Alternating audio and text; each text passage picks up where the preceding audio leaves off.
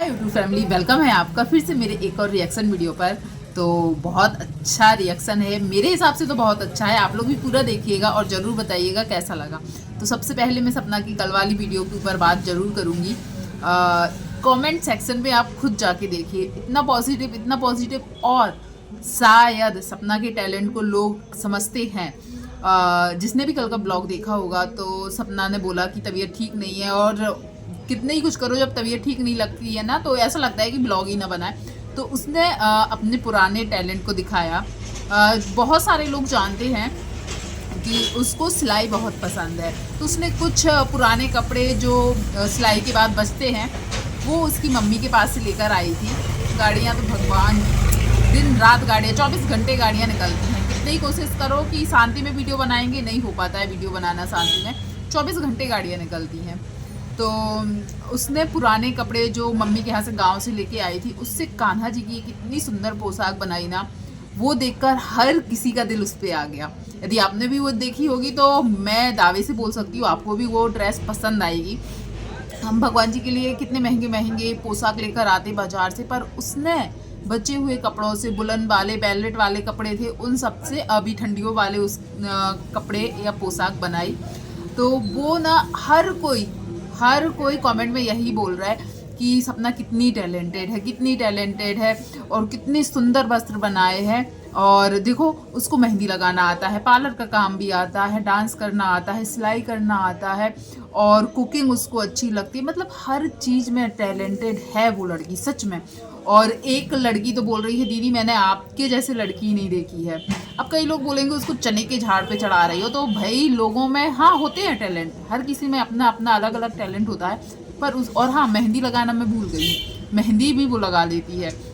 Nail arts का काम आपने उसके पुराने ब्लॉग में जाके देखिएगा, तो नेल आर्ट्स वाला काम भी अच्छे अच्छे, मतलब कई पार्लर वाले भी होते हैं उनको भी नहीं आता है, पर उसको नेल आर्ट्स का भी पूरा काम आता है। तो ये सब चीज़ें हर किसी को नहीं आती हो, और फिर ब्लॉगिंग सोशल मीडिया पर तो वो है ही। तो सब में होता है टैलेंट, मैं इस बात को मानती हूँ, सबका अपना अपना टैलेंट होता है, पर उसके अंदर इतने सारे टैलेंट है और वो शायद कभी वो शो ऑफ भी नहीं करती है। बस उसका मन नहीं किया, उसने जो वस्त्र बनाए वो बहुत सुंदर लग रहे थे और कान्हा जी को पहना के भी उसने दिखाया, बहुत सुंदर लग रहे थे। अब मैं बात करूँगी, हाँ उसकी एक दोस्त भी आई थी, उसके ऊपर भी बात करूँगी। पर हाँ, जिस सबने बहुत ज़्यादा इसमें उसकी तारीफ़ की है, पर उसकी जो दोस्त आई बाद के ब्लॉग में उसने दिखाया लास्ट में, तो उसकी दोस्त वो बॉयकट करके रखी है और कुछ ऐसा कुछ बताया, हाई कोर्ट में बैठती है, मतलब एडवोकेट है।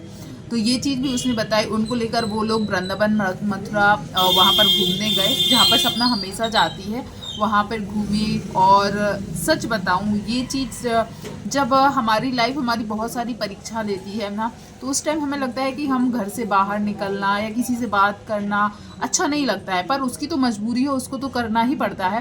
पर जैसे अभी कुछ दिन से उसका फेस बहुत डल दिख रहा था, या बहुत ऐसा लग रहा था ना, बीमारी उसके फेस से झलक रही थी। पर उसके दोस्त के आने के बाद, और उनकी फैमिली भी आई थी दोस्त की, वो बुआ जी बोल रही थी, दीदी लोग थी शायद, वो लोग भी आई थी। सबसे मिलने के बाद वो कितनी खुश हो रही थी। और जब जहाँ घूमने गई ना, वहाँ पर उसके दोस्त भी गई, जो थोड़ी सी हाँ टॉम बॉय टाइप की, मतलब बॉय कट है, कपड़े पहनने का, चलने का अंदाज ऐसा था। तो किसी ने कमेंट किया कि देखो, मर्दों जैसे दोस्तों के साथ घूम रही है, शर्म बिल्कुल नहीं है।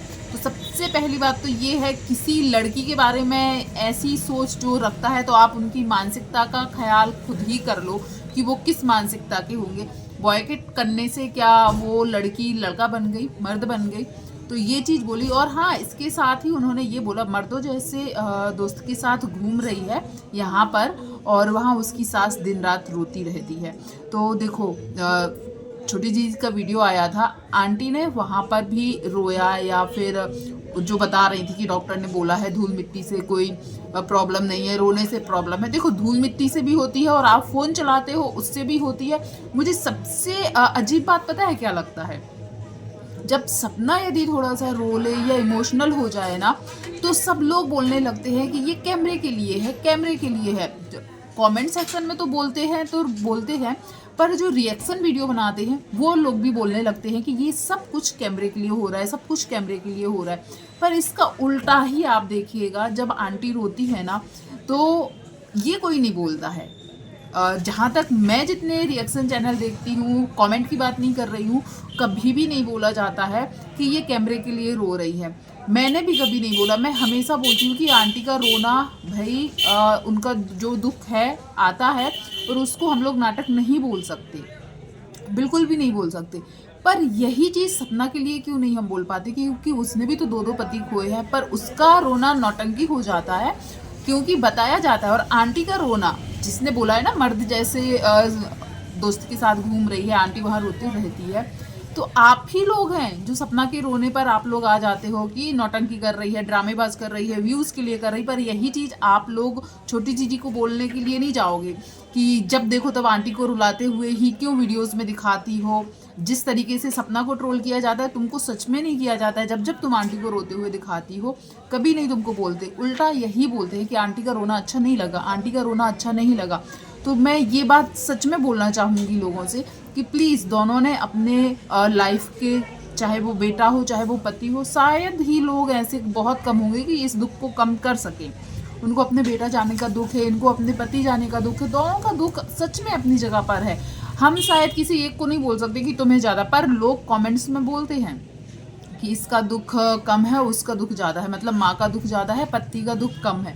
तो भाई बोलते हैं बेटे नहीं मिलेंगे, पति मिल जाएंगे, एक नहीं, चलो एक पति होता तो बात अलग, 2-2 पति थे, कैसे लोग बोल देते हैं। और आज भी उसको उसी बात के लिए, कितना अच्छा वीडियो था, वो अपने कान्हा जी के वस्त्र बना रही थी, या फिर बाहर दोस्त आई तो उसके साथ बाहर घूमने गई, बहुत अच्छा वीडियो था। आप चाहते भी तो इस पर ज़्यादातर कमेंट पॉजिटिव हैं, बहुत कम ही कमेंट इतने गंदे आए हैं, पर ज़्यादातर मैंने देखा है सभी कमेंट बहुत अच्छे, और सभी लोगों को वो वीडियो अच्छा लगा, चाहे वो उसके दोस्त का आना हो, चाहे फिर उनका जो कान्हा जी के वस्त्र बनाना हो, सब अच्छी लगी। पर कुछ लोग मानते ही नहीं है, बिना किसी एक उसके अच्छे से अच्छी वीडियो में भी यदि ऐसी गंद ना फैलाएं तो शायद उनका मन नहीं मानता है। छोटी चीज़ी को देख लीजिए, छोटी चीज़ी भी तो चाहती यदि या हो सकता तो वो भी पॉजिटिव दिखाए ना, जो उनके घर में होता है, जो बनता है, खिलाते हैं, उसके ऊपर हम लोग कभी बात नहीं करते कि हाँ ये कर दिया, ये कर दिया, ये नहीं दिखाना था। हाँ, डेली रूटीन में हम घर के काम ही दिखाएंगे, पर वो बीच में आंटी का रोना या आंटी का कुछ और अपने बच्चों के लिए बोलकर इमोशनल हो जाना, वो दिखाना उसके लिए बहुत ज़रूरी रहता है। और उसको हम कभी भी, मेरे वीडियोस में कभी भी आप देख लीजिएगा, कभी मैं नहीं बोलती हूँ कि आंटी ने नाटक किया है, बल्कि यही बोलते हैं कि आंटी ऐसी रहती हैं तब अच्छी नहीं लगती हैं, वो उन सबको भूल पाए। और बाकी के जो भी जितने अच्छे लोग हैं वो यही बोलते हैं कि आंटी आप रो मत, हो सके तो अपने बच्चों की बच्चियों से मिलो तो आपका दुख शायद थोड़ा कम हो सकता है, यही बोलते हैं। पर नेगेटिविटी फैलाना जिनका काम है वो यही करते हैं। रही बात अंशु की, जब भी पॉजिटिव वीडियो आते हैं मैं हमेशा बोलती हूँ बहुत अच्छा लगा उसका वीडियो, पर जो वो कुछ और पोर्ट्रे करने की कोशिश करती है और कुछ दिखाने की कोशिश करती है, वो मुंह से नहीं बोलती है, पर बिना कुछ बोले ही वो बहुत कुछ दिखा के सोचती है कि मैं ऐसा कर लूँगी। रोज़ सपना की सांस रही है वहाँ पर, और सुनाया किसको जा रहा है? सपना को। यही चीज़ वो करना चाहती है। लोग नहीं समझ पाते हैं कि वो वहाँ रोता हुआ दिखा दे रही है, पर यहाँ पर बोलने लोग किसको जाते हैं? सपना को। मैं यही चीज़ बोलने की कोशिश कर रही हूँ कि वो शायद इसलिए दिखाती है, पर उसको फिर भी लोग नहीं बोलते हैं। आप लोगों को क्या लगता है ज़रूर बताइएगा। वीडियो पसंद आया हो तो वीडियो को लाइक शेयर कीजिएगा, और जो कान्हा जी की पोशाक बनाई है सपना ने, वो आपको कैसी लगी उसके बारे में भी ज़रूर कुछ लिखिएगा। थैंक यू सो मच जो भी यहाँ तक बना रहा, धन्यवाद।